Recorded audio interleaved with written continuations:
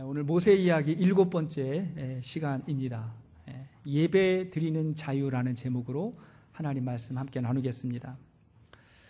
제가 오랜만에 이제 한국 방문을 하게 되었습니다.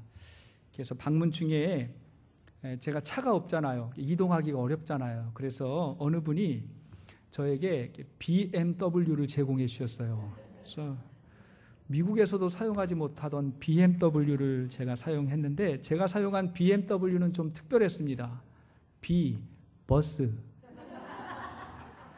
M, 메트로, W, 워킹. 주로 전철과 걸어서 이렇게 이것저것 다녔는데, 한국이 굉장히 많이 변했어요. 그리고 갈 때마다 좀 낯설고 놀랍고 그럽니다. 우리 아내는 평생 서울에서 살았는데 지하철 방향을 몰라요. 굉장히 낯설었습니다. 오늘 본문의 모세가 그런 것 같아요. 그럴 것 같아요. 모세는 당대 최고의 문명국이었던 애굽에서 40여 년 동안을 살다가 그곳을 떠나서 쫓겨가서 미디안 광야에서 40년 동안을 지내게 됩니다.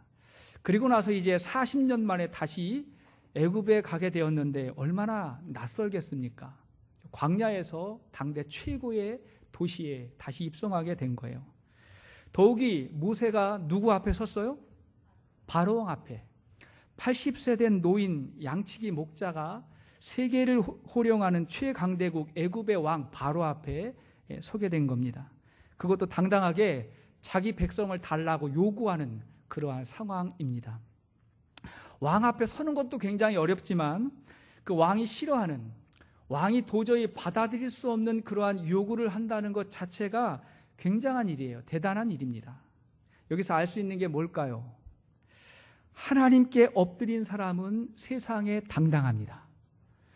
하나님 앞에 마음의 신을 벗고 하나님의 종으로 선포한 사람은 세상의 사람들 앞에서 당당합니다. 사실은 제가 제일 무섭고 부담스러운 사람은 새 가족들이에요.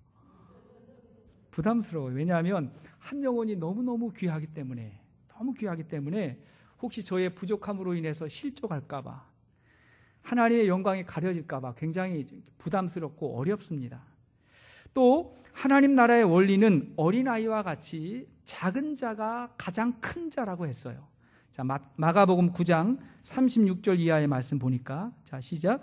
어린아이 하나를 데려다가 그들 가운데 세우시고 안으시며 제자들에게 이르시되 누구든지 내 이름을 이런 어린아이 하나를 영접하면 곧 나를 영접하며 누구든지 나를 영접하면 나를 영접함이 아니요 나를 보내신 이를 영접함이라. 주님 말씀하셨죠. 그러니까 우리는 어린아이처럼 작은 자, 연약한 자, 우리의 도움이 필요한 사람을 예수님 섬기듯이 그렇게 섬겨야 되고 귀하게 여겨야 되는 것입니다. 그러나 세상의 권력과 힘 앞에서 우리는 당당합니다. 당당하다고 해서 무례하거나 거칠다 그런 의미는 절대로 아니에요. 자연스럽고 품을 수 있고 온유한 모습으로 우리는 누구에게든지 그렇게 서게 됩니다. 왜냐하면 세상의 권력보다 우리 하나님이 더 크시기 때문에 그래요. 악한 마귀는 하나님은 가리고 하나님은 자꾸 잊어버리게 하고 우리 앞에 놓인 문제와 어려움과 고난을 더 크게 보이게 해요. 그래서 우리를 작게 만드는 거죠. 하나님의 약속은 자꾸만 잊어버리게 하고 세상의 권력과 장애물들을 더 크게 보이게 해요. 우리를 절망시키게 하는 거죠. 그러나 우리에게는 하나님이 크신 분이시고 하나님의 약속이 시퍼렇게 살아있기 때문에 그 약속 앞에서 당당할 수가 있는 것입니다. 자, 이렇게 하나님을 경외하고 하나님께 굴복하고 세상에서 당당한 사람은 어떻게 살아갈까요? 자, 이런 사람에게 어떠한 모습이 나타날까요? 첫째는 예배 드리는 자유함이 있습니다. 예배의 자유함을 경험합니다. 자, 본문을 보면 모세와 아론이 하나님의 말씀을 가지고 바로왕 앞에 서게 됩니다. 그리고는 이렇게 말합니다. 1절을 보십시오. 본문 1절 말씀 다시 한번 시작. 그 후에 모세와 아론이 바로에게 가서 이르되 이스라엘의 하나님 여호와께서 이렇게 말씀하시기를 내 백성을 보내라. 그러면 그들이 광야에서 내 앞에 절기를 지킬 것이니라 하셨나이다. 이게 뭐라 그래요? 내 백성을 보내라. 애굽에서 나가게 해라. 그러면 내 앞에 절기를 지킬 것이니라. 이렇게 이야기했어요. 근데 이 말을 가만히 생각해 보면 상식적으로 우리가 기대했던 것하고는 좀 다른 말입니다. 왜냐하면 여기서 기대할 수 있는 말은 뭐냐면 이제 우리 민족, 모세가 바로에게 이제 우리 민족에 대한 박해를 멈추시오. 우리에게 자유와 해방을 주시오. 이렇게 말해야 되잖아요. 우리에게 자유가 필요합니다. 해방이 필요합니다. 이렇게 말해야 될 건데 모세가 뭐라 그래요? 절기를 지키러 갈 테니 보내달라고 그렇게 말합니다. 본문 3절을 봐도 비슷해요. 3절 시작.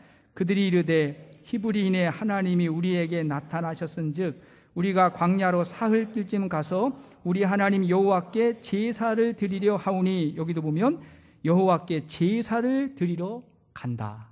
그 우리를 보내달라고 그렇게 말합니다. 여러분, 제사가 뭐예요? 오늘날로 말하면 예배죠. 그 예배는 뭐예요? 하나님께 영광이 되는 최고의 행위가 곧 예배예요. 그 하나님께 영광이 되는 그 최고의 행위를 모여서 우리가 정해진 시간에 모여서 드리는 시간이 바로 이 시간이죠. 근데 이 시간만 예배가 아니고 사실은 우리 인생 전체가 하나님 앞에 예배가 되는 거예요.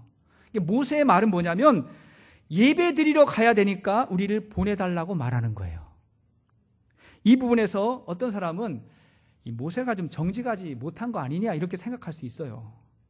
당당하게 우리를 보내달라, 우리에게 자유를 달라 그렇게 말하지 못하고 제사를 드린다고 핑계하는 거 아니냐 이렇게 생각할 수 있지만 그것은 전혀 그렇지 않습니다. 왜냐하면 여러분 1절을 다시 봐도 그 후에 모세와 아론이 바로에게 가서 이르되 이스라엘의 하나님 여호와께서 이렇게 말씀하시기를, 누가 말했다는 거예요? 하나님이, 여호와께서 말씀하셨다. 하나님이 그렇게 우리에게, 나에게 말했다는 거예요. 여기서 우리는 아주 중요한 원리를 찾아야 됩니다. 지금 모세는 정치적인 자유, 경제적인 자유를 달라는 것이 아니라 예배의 자유를 달라는 거예요. 예배의 자유. 조금 후에 이스라엘이 출애굽하잖아요. 출애굽이라는 건 뭐냐면 애굽에서 구원받았다 그런 말이거든요. 출애굽하면 이제는 더 이상 노예도 아니고 종도 아니고 이제 자유인이 되는 건데, 그런데 이 출애굽의 진정한 목적은 단순히 자유인이 되는 것이 아니라 그것을 넘어서 하나님을 예배하는 백성이 되는 거, 그게 출애굽의 목적인 것입니다. 자, 이사야서 43장 21절 말씀 보니까 시작. 이 백성은 내가 나를 위하여 지었나니 나를 찬송하게 하려 합니다. 하나님의 구원의 목적은 하나님을 예배하는 것이 목적이에요. 그러므로 하나님의 인도하심의 결과, 우리가 받은 축복의 결과, 그 끝에는 반드시 예배가 있어야 되는 것입니다. 하나님께 영광이 되고 하나님이 드러나야 되는 거예요. 여러분 믿습니까? 우리 일제시대 때 우리 신앙의 선조들도 독립운동 열심히 했습니다. 나라의 독립을 위해서 열심히 운동하고 그 다음에 예배드리고 그랬어요. 그때 독립운동가들이 우리에게 자유를 주고 해방을 달라고만 이야기한 거 아니에요. 자유와 해방 그 끝에 뭐예요? 우리가 예배드릴 수 있게 해달라고 그렇게 운동한 거예요. 우리 성결교단 같은 경우에는 일제시대 때 교단이 폐쇄됐거든요. 교회에다 망치질 해가지고 예배드리지 못하게 했어요. 그때 독립운동하면서 우리 신앙의 선배들이 바랐던 건 뭐냐면 우리에게 예배의 자유를 달라고 그렇게 기도했던 겁니다. 우리 민족이 통일을 위해서 기도하잖아요. 갈망하잖아요. 왜 통일돼야 됩니까? 통일돼가지고 경제적으로 부흥하고 빨리 선진국이 돼야 되고 그래야 잘 살기 때문에 통일되는 거, 그것도 중요하지만 그 끝에 예배의 자유를 달라고, 저 북한 땅에 있는 영혼들에게도 예배의 자유를 주고 우리에게도 하나님께 영광이 되는 그런 역사가 일어나게 해달라고 우리가 기도해야 되는 줄로 믿습니다. 거기까지 가야 되는 거예요. 여러분, 우리가 하나님께 간절히 기도하는 것들이 있어요. 그러면 그 끝이 예배입니까? 그 끝이 무엇입니까? 우리 자녀들이 좋은 대학교에 들어가고 좋은 직장에 들어가는 소원, 기대가 있어요. 근데 그게 끝이 아니에요. 그러므로 말미암아 좋은 예배자가 되는 거예요. 그것이 하나님께 영광이 되고 하나님을 기쁘시게 해야 됩니다. 우리가 건강해야 되고 경제적으로도 성공해야 돼요. 그러나 거기서만 끝나는 것이 아니라 그래서 하나님의 영광이 드러나고 영향력 있는 예배자가 되어야 되는 것입니다. 하나님 주시는 축복은 우리가 바른 예배자가 되도록 축복하시는 것입니다. 만일 우리의 예배를 방해하는 것이 있다면 사실은 그것 때문에 우리의 진정한 자유함을 빼앗기는 거예요. 혹시 주일에, 주말에 골프 치러 가야 돼서 예배를 잊었습니까? 그러면 골프가 그의 자유함을 빼앗고 있는 거예요. 어떤 사람은 자식이, 어떤 사람은 물질이, 어떤 사람은 일로 인해서 예배를 방해받고 있다면, 하나님의 영광을 가리고 있다면 그것이 우리의 자유함을 빼앗고 있는 겁니다. 여러분, 그리스도인의 자유함이 뭐예요? 뭐가 자유예요? 하고 싶은 거 다 하고 가고 싶은 거 다 하는 게 그게 자유가 아니라고 했죠. 그건 방종이에요. 우리가 하고 싶은 대로 다 하면 진짜 중요한 건 못합니다. 제한됩니다. 그러나 우리는 보다 더 높은 가치를 위해서 낮은 차원의 일들을 절제하는 거예요. 그러므로 인해서 영혼과 마음의 진정한 평안과 안식을 누리게 됩니다. 그것이 자유함이에요. 여러분, 참된 예배자에게 두 가지 특징이 있어요. 두 가지 특징이 있는데, 하나는 뭐냐면 예배가 축제가 됩니다. 따라합시다. 예배는 축제입니다.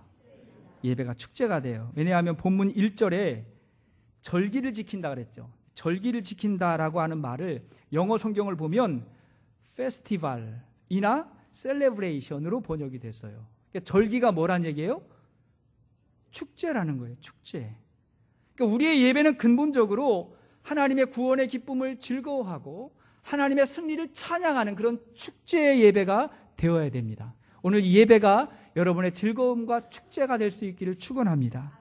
둘째는 뭐냐면 예배가 헌신이에요. 따라합시다. 예배는 헌신입니다. 헌신이에요.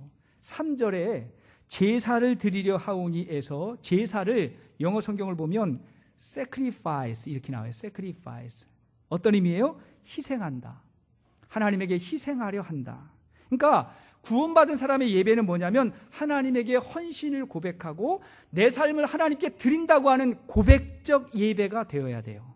그래서 그런 마음으로 우리가 예배를 드릴 때 비로소 하나님 앞에 굴복하고 세상에서 당당한 그리스도인이 됩니다. 자, 두 번째, 우리가 하나님을 경외하고 세상에서 당당한 사람, 어떤 사람일까요? 둘째는 고난 가운데 정체성을 찾습니다. 자, 고난 가운데 나의 정체성, 아이덴티티를 찾아요. 성경을 보면 모세와 아론이 예배 드리는 자유를 달라고 요청하니까 바로가 어떻게 해요? 도와줍니까? 아니에요. 고난이 더 가중되고 더 큰 학대가 시작돼요. 더 많은 어려움이 찾아왔어요. 4절 말씀 보십시오. 4절. 시작.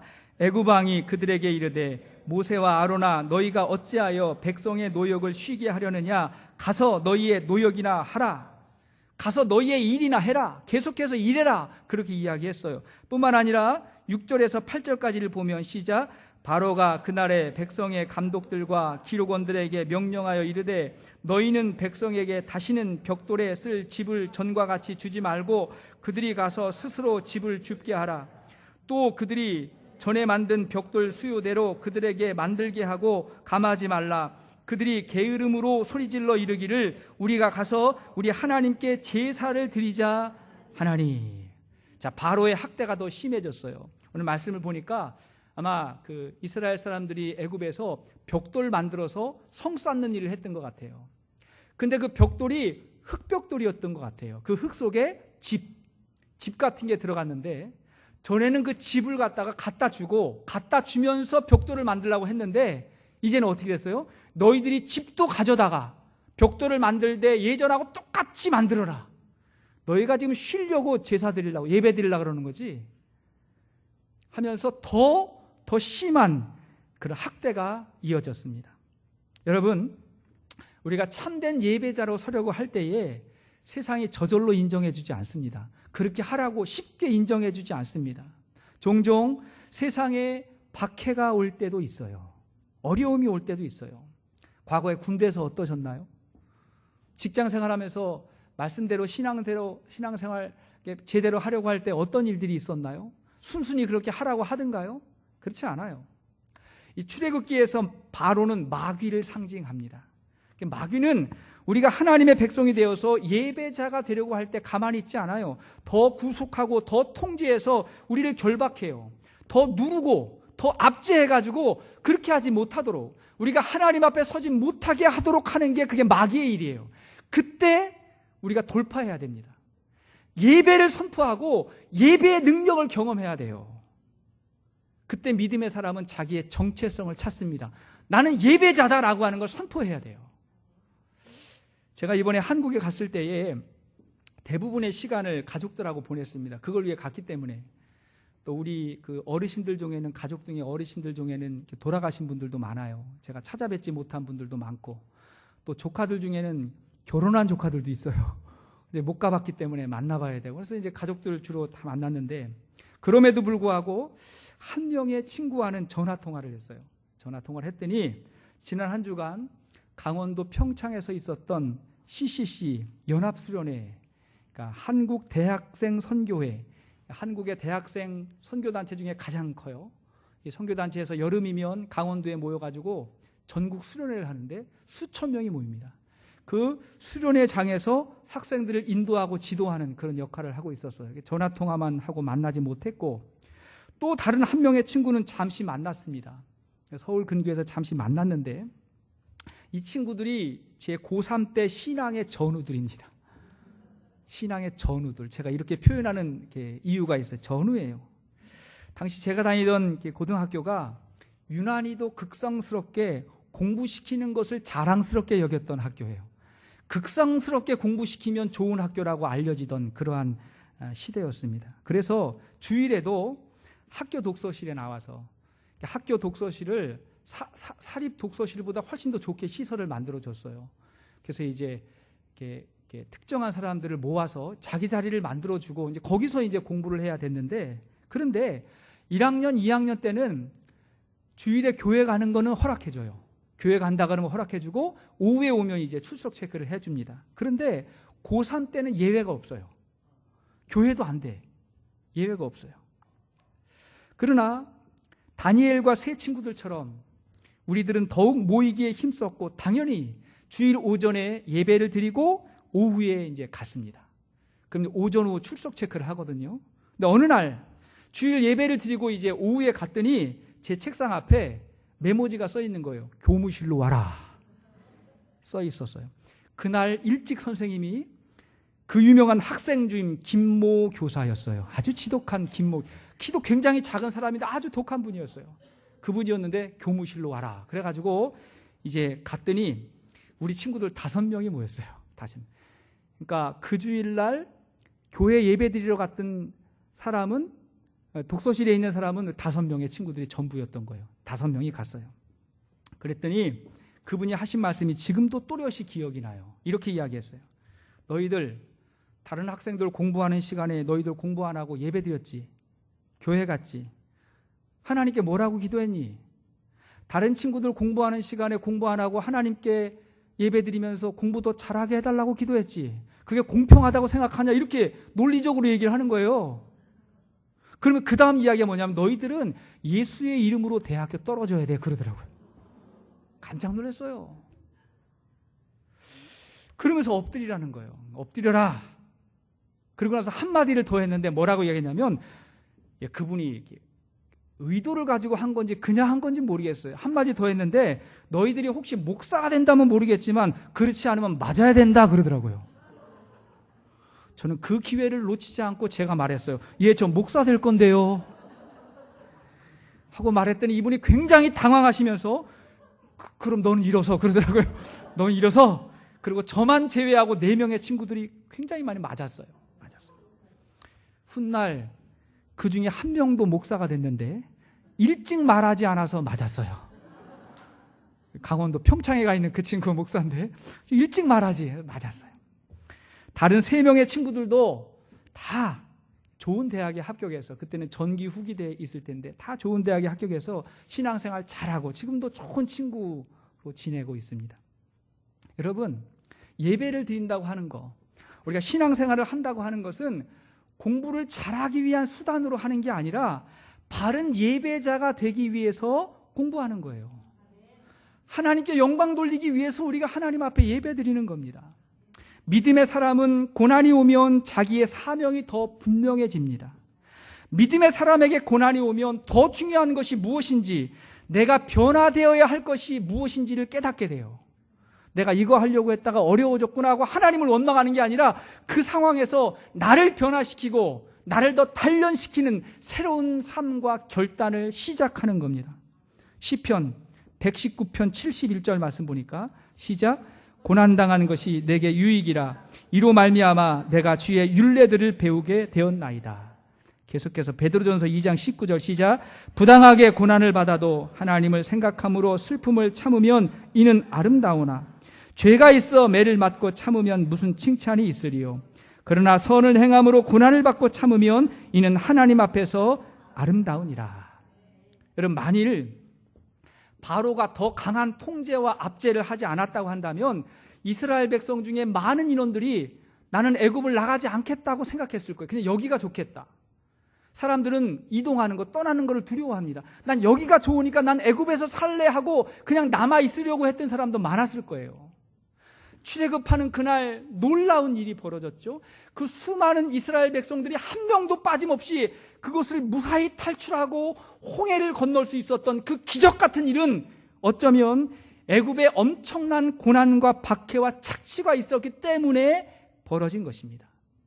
많은 사람들이 고난이 고난인지 모르고 죄가 죄인 줄도 모르고 살면서 그냥 그렇게 살겠다고 고집하는 경우도 많아요. 그럴 때 우리 믿음의 사람들은 고난 가운데 우리의 정체성을 더욱 분명히 할 수 있기를 바랍니다. 자, 세 번째, 우리가 하나님께 영광 돌리고 세상에 당당한 그리스도인이 되기 위해서 어떻게 살아야 될까? 셋째는 바른 신앙을 삶으로 보여줍니다. 우리의 신앙을 삶으로 보여주게 됩니다.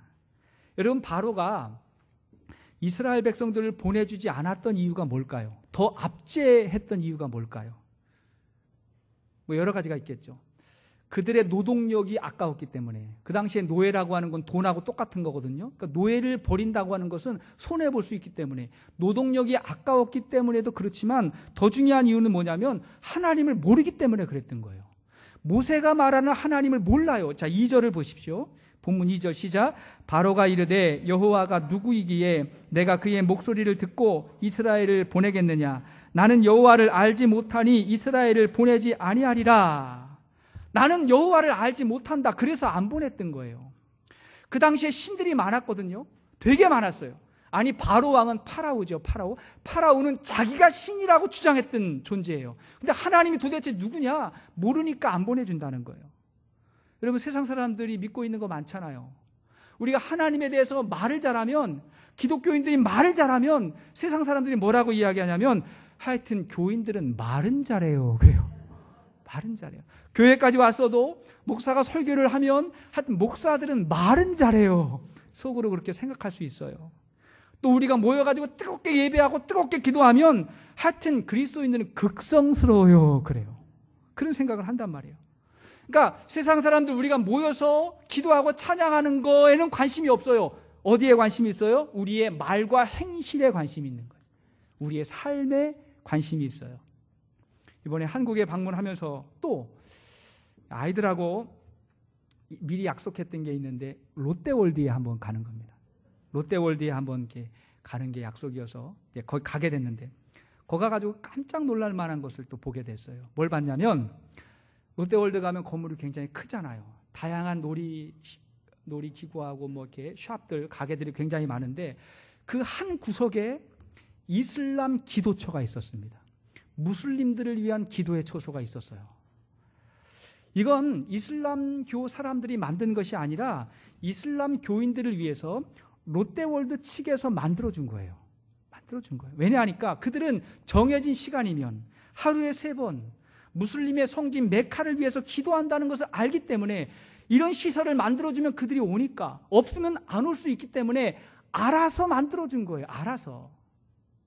제가 몇 해 전에 그 태국에 갔을 때 우리 이민재 집사님하고 같이 목격했는데 태국의 공항에서도 무슬림 기도처가 있었어요. 지나가는데 봤더니 무슬림 기도처예요. 안에 봤더니 그곳에서 그들이 엎드려 절하고 예배하고 있었어요. 근데 제가 깜짝 놀랐어요. 그러니까 이제 보니까 각 나라의 공항에, 심지어 아이들 놀이공원에도 그들이 있는 곳, 그들이 모이는 곳에 기도처가 생기는데 그들이 만드는 게 아니에요. 그들을 위해서 세상이 제공하고 있는 거예요. 철저하게 그들이 지키니까. 놀라운 일 아닙니까, 여러분? 만약 오늘날 저와 여러분들이, 우리 그리스도인들이 모인 곳에, 우리가 살고 있는 곳에 어떤 변화가 있습니까? 사람들이 저와 여러분들을 어떻게 배려합니까? 우리가 지키고 있는 원리가 무엇일까요? 어떤 변화가 있어요? 아주 오래전에 한 여행자가 영국의 한 시골 마을을 여행하고 있었습니다. 그런데 그 마을에 이 청년이 잠시 쉬려고 찾고 있었던 술집이 없었대요. 그래서 동네 사람에게 물었답니다. 왜 이 동네에는 술집이 없어요? 왜 바가 없어요? 그랬더니 그 사람이 하는 말이 뭐냐면, 이복의 젊은이, 이곳은 과거에 요한 웨슬레 목사님이 말 타고 지나가신 곳이야. 이렇게 이야기했대요. 이 말의 의미가 뭐예요? 요한 웨슬레 목사님이 예전에 말을 타면서 지역마다 야외에서 설교하고 집회했거든요. 그때 놀라운 부흥이 일어난, 그게 영국의 부흥인데, 그때 사람들이 회개하고 깨우치면서 술을 끊고, 아니 술집이 문을 닫는 그런 역사가 있었는데, 그 후로 지금까지도 그 마을이 그렇게 됐다는 거예요.